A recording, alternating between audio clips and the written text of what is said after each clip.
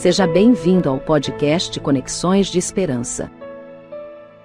Este áudio é reprodução de leituras e reflexões diárias matinais de textos de Ellen White, feitas pelo pastor Carlos Alvarenga por videoconferência, através do aplicativo Zoom e transmitidas ao vivo pelo canal Conexões de Esperança no YouTube. Nosso desejo é que sua experiência com Deus seja enriquecida com o que você vai ouvir a seguir. Hoje as nossas considerações estão baseadas no capítulo 17 do livro Atos dos Apóstolos. Nós lemos assim: enviados pelo Espírito Santo, Paulo e Barnabé, depois de sua ordenação pelos irmãos em Antioquia, desceram a Seleucia e dali para Chipre. Assim começaram os apóstolos sua primeira viagem missionária. O próprio Barnabé era natural de Chipre, e agora ele e Paulo, acompanhados por João Marcos, parente de Barnabé, visitavam essa ilha. A mãe de Marcos era uma convertida à religião cristã, e seu lar em Jerusalém era um abrigo para os discípulos. Foi durante uma dessas visitas dos apóstolos ao lar da mãe de Marcos que este propôs a Paulo e Barnabé acompanhá-los em sua viagem missionária. Ele sentia o favor de Deus em seu coração e almejava devotar-se inteiramente à obra do ministério evangélico. E, havendo atravessado a ilha de Pafos, acharam um certo judeu mágico, falso profeta, chamado Bar-Jesus, o qual estava com o procônsul Sérgio Paulo. Este, chamando a si Barnabé e Saulo, procurava muito ouvir a palavra de Deus, mas resistia-lhes Elimas, o encantador, procurando apartar da fé o procônsul. Não é sem luta que Satanás permite ser o reino de Deus estabelecido na terra.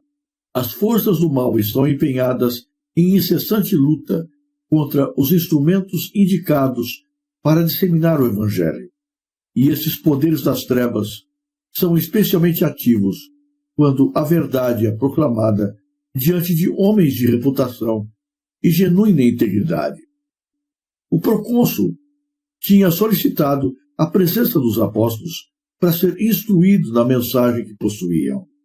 E agora, as forças do mal, operando por intermédio de Elimas, o encantador, procuravam com malignas sugestões desviá-lo da fé e impedir assim o propósito de Deus. Mas o fiel obreiro do Evangelho não precisa temer o fracasso, pois é seu privilégio ser assistido com o poder do alto, a fim de enfrentar cada influência satânica. Embora penosamente assediado por Satanás, Paulo teve a coragem de repreender aquele por cujo intermédio o inimigo agia. Cheio do Espírito Santo, o apóstolo, fixando os olhos nele, disse: ó filho do diabo, cheio de todo engano e de toda malícia, inimigo de toda a justiça, não cessarás de perturbar os retos caminhos do Senhor? Eis aí, pois, agora contra ti a mão do Senhor, e ficarás cego, sem ver o sol por algum tempo. E no mesmo instante, a escuridão e as trevas caíram sobre ele. Então, o procônsul, vendo o que tinha acontecido, creu, maravilhado da doutrina do Senhor. Essa cegueira não foi permanente, mas apenas por certo período, a fim de que fosse advertido e se arrependesse. Os que pregam a verdade de Deus encontrarão o astucioso inimigo por muitas diferentes formas. Algumas vezes será na pessoa de um erudito, mas na maioria delas por intermédio de homens ignorantes, a quem Satanás treinou para se tornarem eficientes instrumentos para enganar as pessoas. É dever do ministro de Cristo permanecer fiel em seu posto, no temor de Deus e na força do seu poder. Paulo e seus companheiros continuaram viagem para Perge, na Panfilha. Seu caminho era penoso, encontraram dificuldades e privações, e estavam cercados de perigos por todos os lados. Mas Paulo e Barnabé tinham aprendido a confiar no poder libertador de Deus. O coração deles estava cheio de fervente amor pelos pecadores. Como fiéis pastores na busca da ovelha perdida, não abrigavam o pensamento de facilidades ou conveniências próprias. Esquecidos de si mesmos, não fraquejavam quando cansados, famintos ou com frio. Eles tinham em vista um único objetivo: a salvação dos que vagueavam distantes do redil.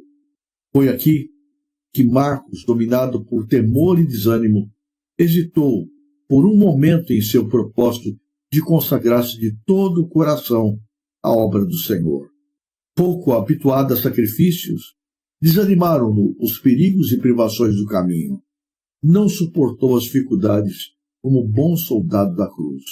Perdendo todo o ânimo, recusou-se a prosseguir, retornando a Jerusalém. Essa deserção fez com que Paulo julgasse por algum tempo desfavoravelmente a Marcos.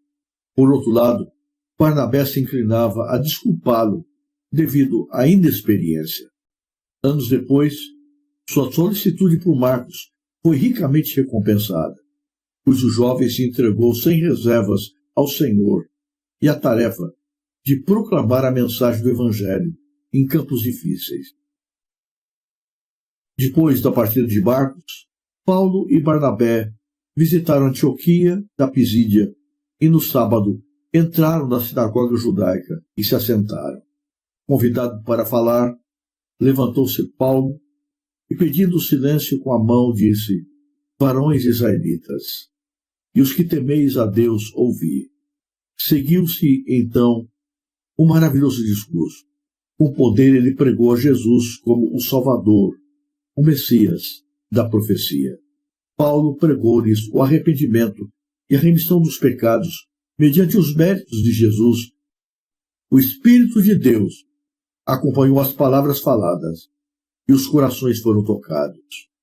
E saídos os judeus da sinagoga, os gentios rogaram que no sábado seguinte lhes fossem ditas as mesmas coisas.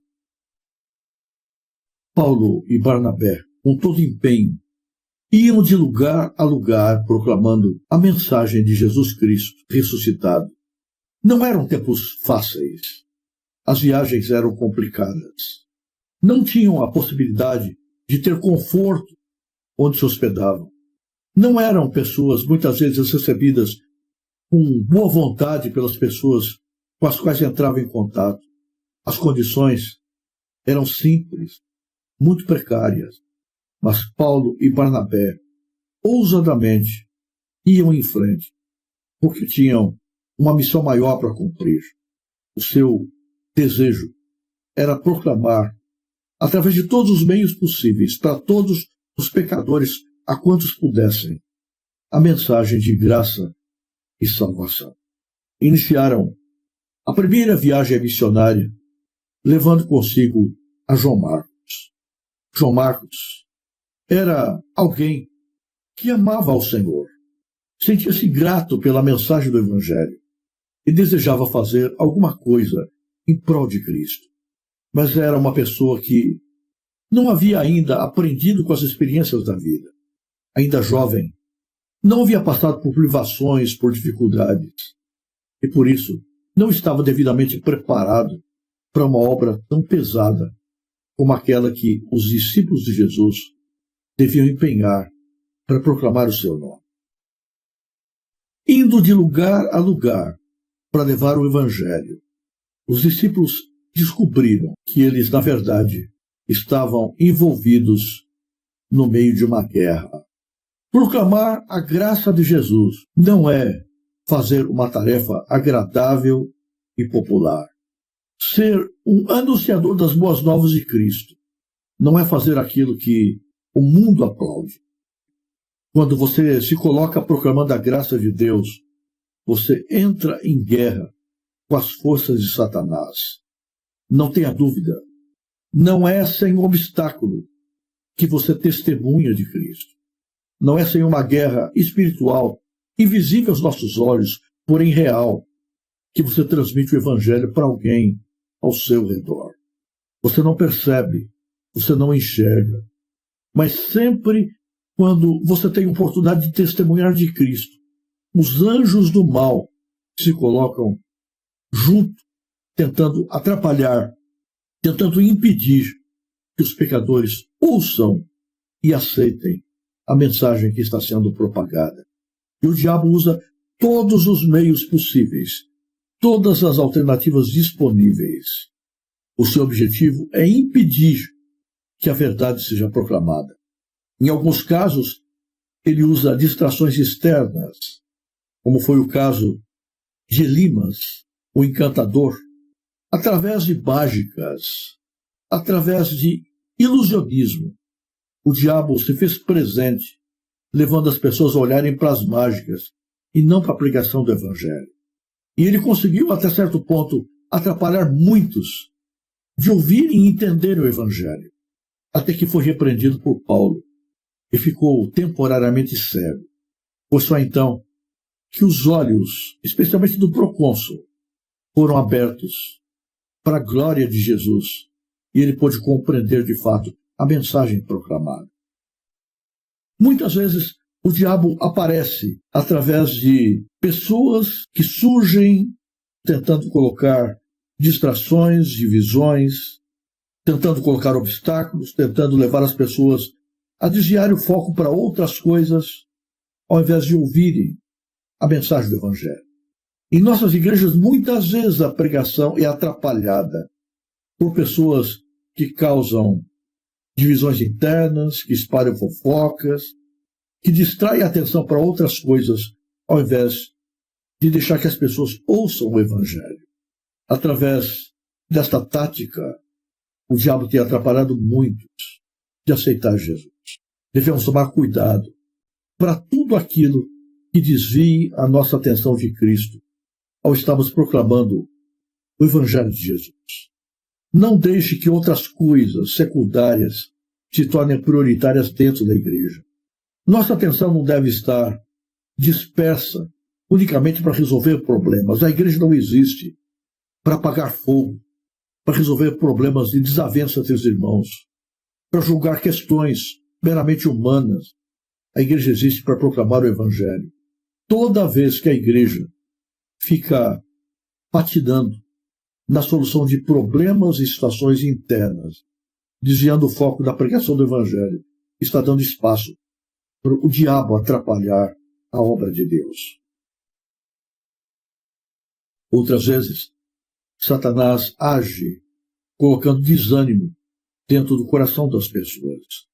Foi o que ele fez com João Marcos. João Marcos, embora fosse fiel, fosse sincero, deixou-se abater pelas dificuldades, pelas crises. Como seres humanos, nós nos abatemos de maneira muito fácil. O desânimo muitas vezes toma conta do nosso coração e a gente desiste, se cansa, para na beira do caminho, volta atrás.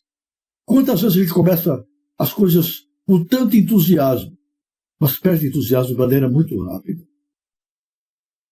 A obra de Deus não é tão fácil quanto as pessoas imaginam. Começam bem, mas ficam na beira do caminho.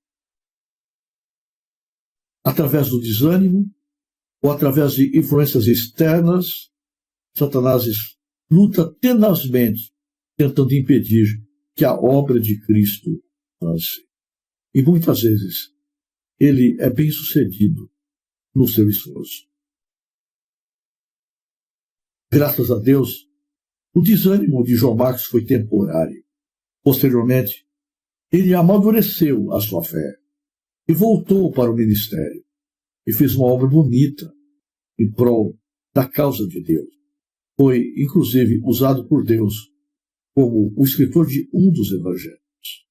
Outras vezes, o resultado não é o mesmo e aqueles que desanimam ficam parados, perdidos, na beira do caminho. Estejamos atentos. Pregar o Evangelho é uma missão que Deus nos confiou, mas não é uma obra isenta de dificuldades. Saiba que ao proclamar o Evangelho, você está comprando uma guerra com os poderes do mal. Para ser um proclamador da mensagem de Jesus, esteja primeiramente cheio de Cristo. Receba do seu poder. E então, com a força que vem do Senhor, enfrente os poderes do mal, sabendo que, na verdade, Jesus já comprou para nós a vitória lá na cruz do Calvário. Nós não precisamos temer o mal. Não precisamos temer a Satanás. Satanás já é um inimigo vencido. Mas, ao mesmo tempo que não devemos temer o inimigo, não devemos também ser ingênuos. Satanás vai sempre operar, tentando de todas as maneiras impedir que a semente do Evangelho caia em solo fértil e produza frutos para a eternidade. Portanto, compartilhar o Evangelho de Jesus é um trabalho que exige não apenas esforço físico, não apenas determinação externa, mas, acima de tudo, poder espiritual. Você só poderá proclamar o Evangelho de Jesus de maneira plena se você o fizer com o poder de Deus. Pois só o poder de Deus é capaz de vencer as forças do mal. Que o poder de Deus encha o seu coração, que ilumine a sua vida, que lhe dê sabedoria e capacidade para falar de Jesus de maneira poderosa para todas as pessoas com as quais Deus colocar você em contato. Se você apreciou este áudio, inscreva-se no canal para continuar conosco nesta jornada de crescimento espiritual. E se puder, não se esqueça de compartilhar com outras pessoas.